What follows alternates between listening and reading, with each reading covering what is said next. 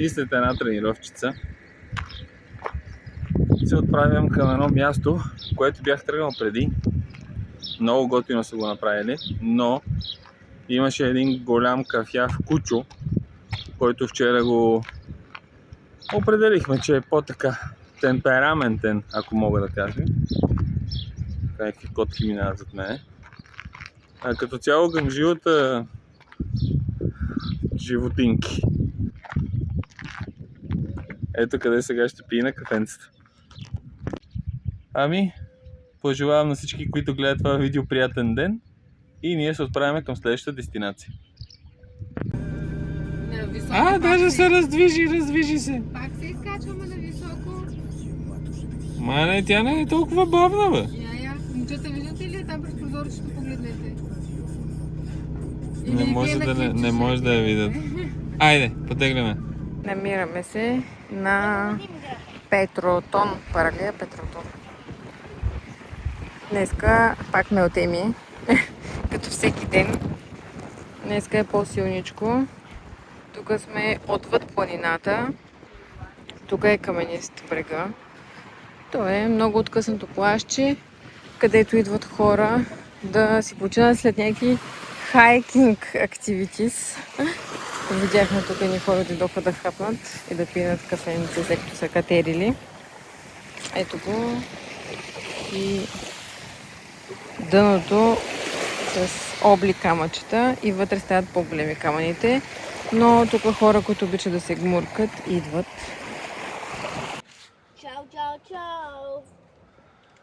Плащето супер спокойно. Ето тук има малко капанче. Тук сме направили масата, един друг турски кемпер.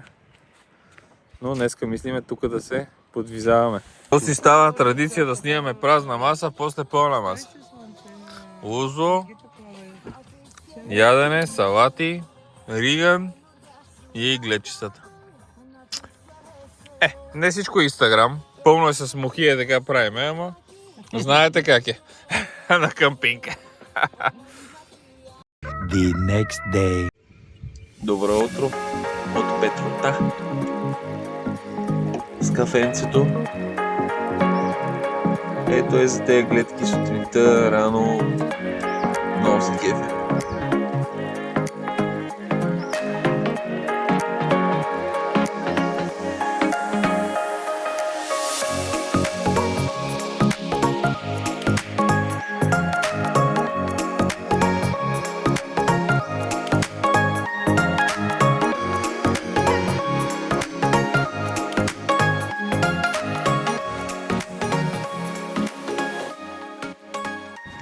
Огромен паркинг на Налу Бич Бар и 5 евро е да влезеш на паркинга, като с тия 5 евро билече за паркинг може да си вземеш едно кафе. Тук по цялата линия по продължението на плажа има много различни бич барове и всеки си има неговата организация. Първия паркинг, където спряхме да питаме може ли само да паркираме и да платим, казаха, че е към бич бара, безплатен, но трябва да оставим на бич бара. Ето къде се е настанила групата.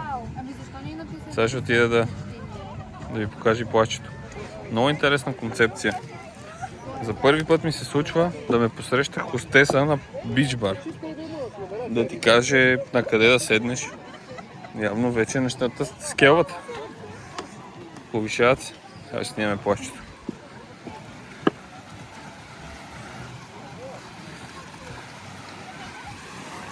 Плащето почва с камъни.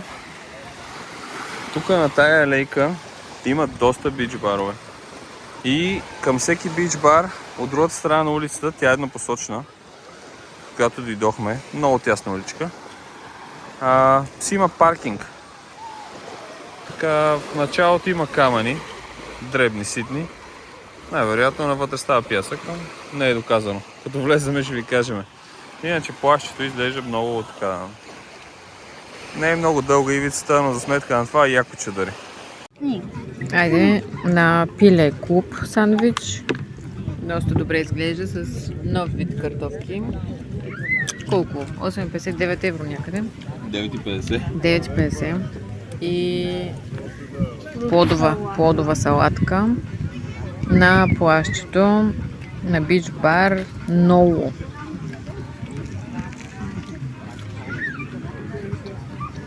Кафенцата стандартни цени между 4,50 и 5 евро, като за Гърция. Шезлонгите не се плащат. Плажен фитнес. Дай. Тежка, нали? То от тук, от тази позиция е по-трудно. Ето това е тежко. Ето да покажем малко повече от плащето. Се разходих пеша.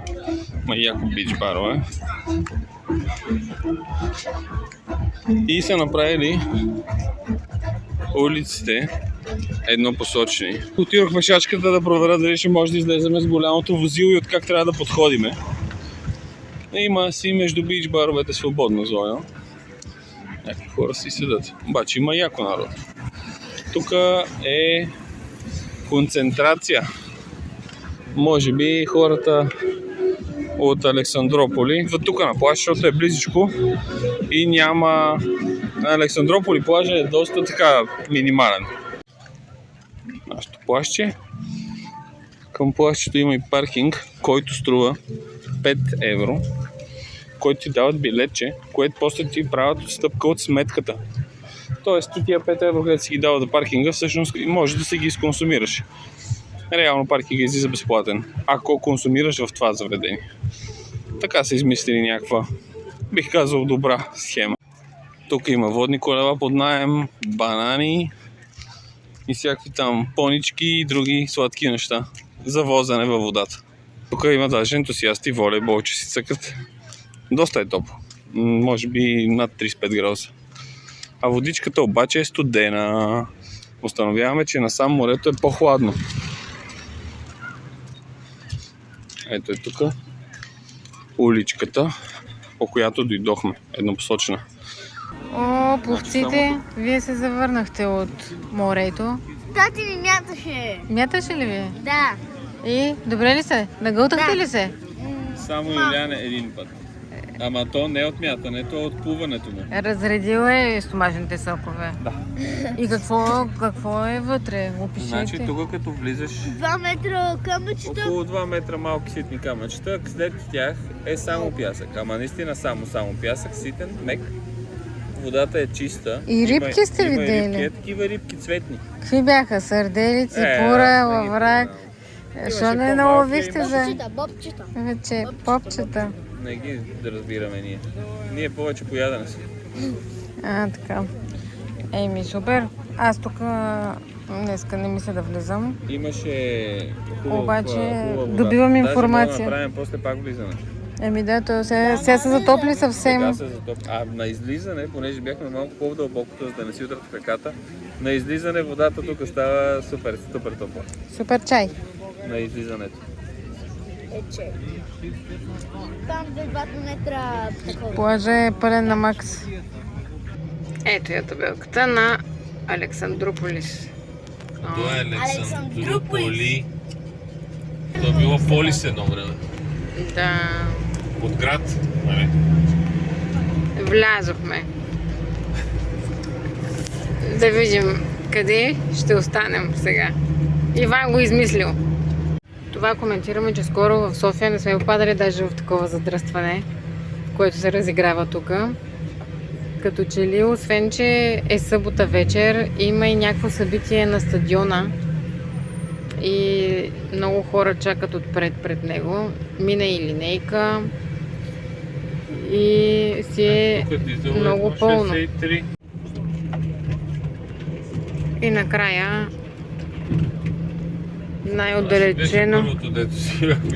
най-отдалечено от навалицата и от тесните улички с много коли и много заведения е този паркинг. Да не привличаме внимание.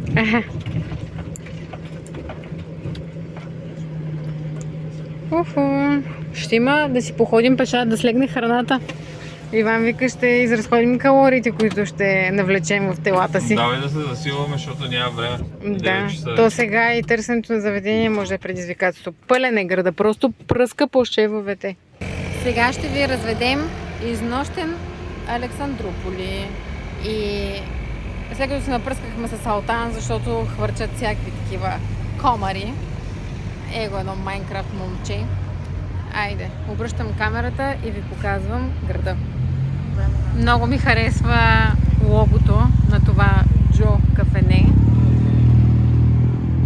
Ние тръгваме от тук надолу по центъра. И тук вече се пускаме в по-натоварната част. Супермаркетчето на всеки 100 метра.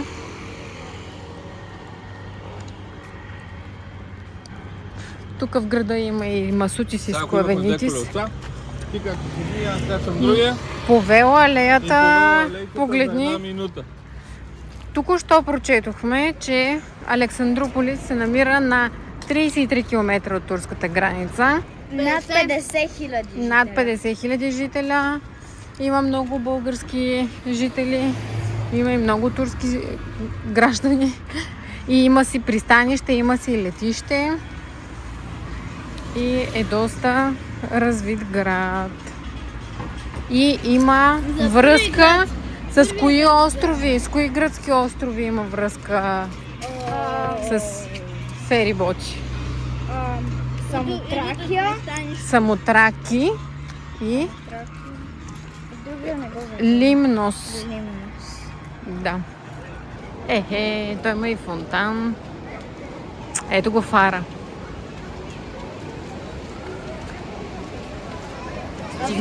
Стигнахме до него и вървяхме 2 км от паркинга, където бяхме паркирали само направо и стигнахме тук до фара. Видял съм тук 4 полицейски коли и 20.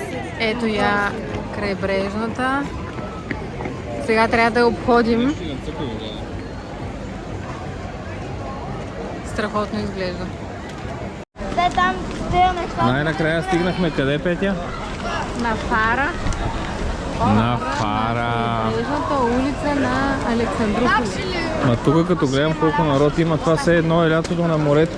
Ами то е лятото и сме на морето. И сме в някакъв голям град.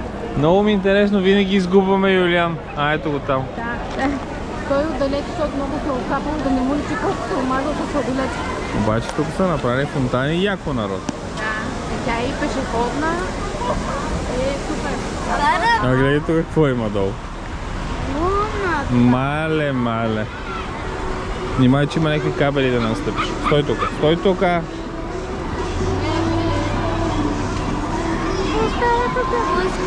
Внимавай да не настъпиш жиците. Луна парк.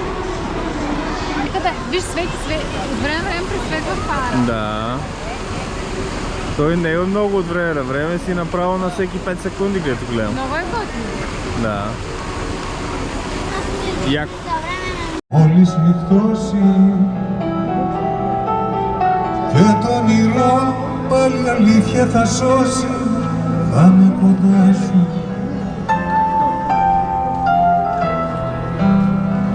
The next day. А това е дървената църквичка, до която пренощувахме на голям широк паркинг. И сега отиваме пак да атакуваме плажната зона. И като че ли сме решили, че ще повтаряме плажа между Макри и Александрополис с многото бич барове. Хареса ни обстановката там и обслужването и това, което си взехме да консумираме. И големия паркинг и лесното влизане и излизане от паркинга. Има добра организация на движението, предвидели са го, защото има и доста хора. Ние пак сме на Ноло. Ноло ли беше? Нало. Нули. Не, бе. Нало или Ноло. Чакай да прочетем. Нало. Налу. На момчето на фанелката. А Сокос? Ние сме пак тук. А 100 кос или 10 кос? Я повтори как си поръча на Давай момчето. тук козват ти. Да, и какво му каза? Една Фредо еспресо метро. Той не може да се чува, аз Дай мога да рече. папче. Нямаш козове. Те и тия навикват тук. Картаджиите. Той сега ще дойде дабл, ще вземе двойна поръчка. Той е близо, затова шепне, не шепне. Да, кажи какво си поръча. Благодаря. Една Фредо еспресо метрио, Десетката. което е Фредо еспресо с средно захар, Да, ке, което е и, така. Чакай. котополю, Аз да ме като ти клуб давам сандвич с купа, пиле. ти Да. задължително да дадеш коса, ако Афта. нямаш купа. И каза афта. Това е. Като изтегли Браво. десетка, даваш десетката. Добро дете. Браво. Аз тогава Първи. Учителката Първи клас. слабичка, ама ученика много напира, много дава за. Сменихме селската гръцка салата с ето такава. Днеска пробваме пържен каламар. Доста е добър и е доста мекичък. Момчето каза на Иван да не си взима от печения, защото Според мен няма. по-пресен е този, който е за тиган. Пържен. Добре. И ето и гръцка музичка, тече на здраве. Плащата е много приятно Айде, така. и обслужването наистина е много добро. И на плажа, и тук в ресторанта. И за момента много обещаващи изглеждащи порции. Да, цените не са по-различни от всякъде. Тая вечер ни е друг плана. Тук правим обяд, вечеря и после вече отиваме само за разходка на крайбрежната, защото не мога да разчитаме, че ще намерим храна. Той имаше, масите бяха претъпкани. Сигурно във всяко заведение поне по 50 човека плюс. Претъпкано. И отделно, те, които бяха седнали едно, другото, че по улицата вървяха тълпи от хора. Как го фащам в крачка този? След плажа, Юлиан се къпе в банята. Кико вече се изкъпа. Възстановяваме сили с следобедна закуска. Как се казва на гръцки? Фруто салата. Фруто салата. Фруто салата, каквото сме си накупили от магазина в кемперчето. Пъти, Какво бе? хавлийко. Давам веднага. Нещо, дето видяхме вчера за децата, а в далечината има нещо. Танкера се движи, бе, Юли. Тъм беше да ти кажа. Да.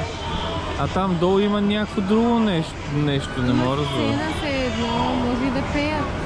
Може. Има крайбрежна. Искате ли да отидем до крайбрежната? Искаме. Чакайте, снимаме и фарчето от тази страна, да знаем, че и това сме отметнали. А то дали мига докато е светло? Мига си. Че много се клатушка. И слезахме на крайбрежната. Моренцето. С групировката. Ето я. А малките? Абе, както там трябва да спря кораба, който видяхме. Направено тук за колела, за скейтборди.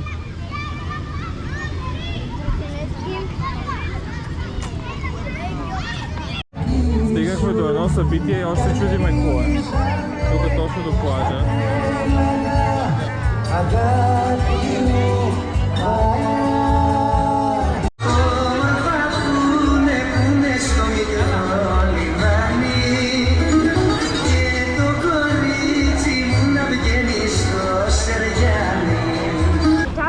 Значи днеска има поне едно 70% по-малко народ от вчера. Даже и по заведенията се бяхме засилили да си търсим място, можеше да си намерим, ама ние дойдохме на ядене и търсим само десерт. Който в последствие да ще може да откажем, но Диетично и здравословно. Има ли нужда? има. Много добре изглежда. То си е просто туристическо центърче. Защото си мирише на туристически град. Ние са в Гърция, в толкова голям град. За туризъм аз не съм бил. Аз съм бил в някакви такива селца. В Солун ти колко пъти кажеш да ходим се разходим? Какъв Солун? Това няма нищо общо с Солун, бе, Пети. Солун. Има подобно, Не. защото има много заведения. Това няма нищо общо с Солун. Аз съм видял такова място в Солун. Пешеходна улица, която да поеме 20 човека хора да ходят по нея. А не, Солун няма нищо общо. А ето там идва улицата, която е главната за транспорта. Вчера, където изпаднахме в задръстване. Идваме на тук, защото видяхме жива музика. Значи Петя има от много отдавна желание да слушаме жива музика.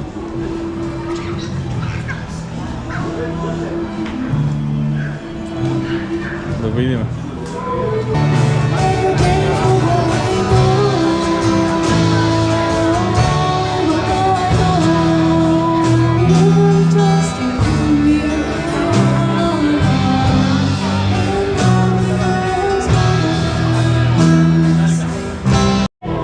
Ето тук видяхме едно интересно.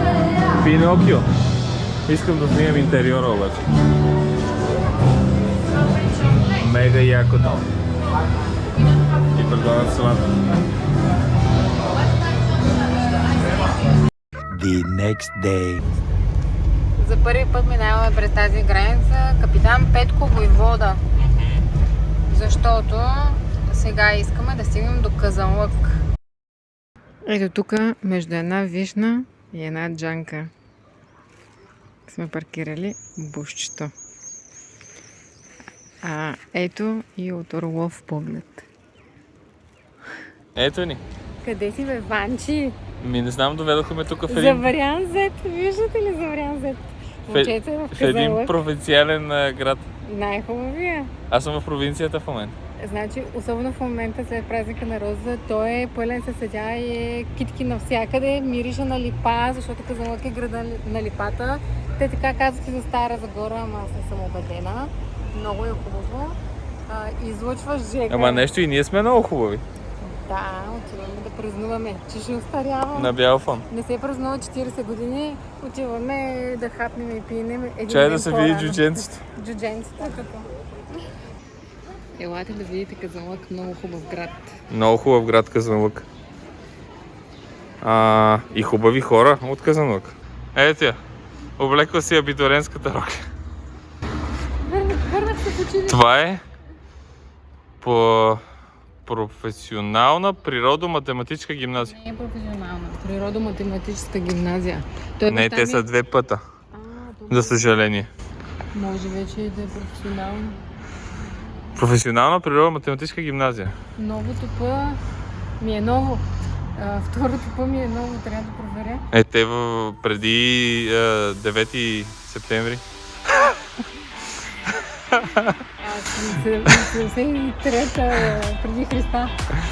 Защото баща ми на време викаше, или ще видите професия да хващате, или ще ходите в математическата гимназия. Изберете си. Тук явно вече е 2 в 1.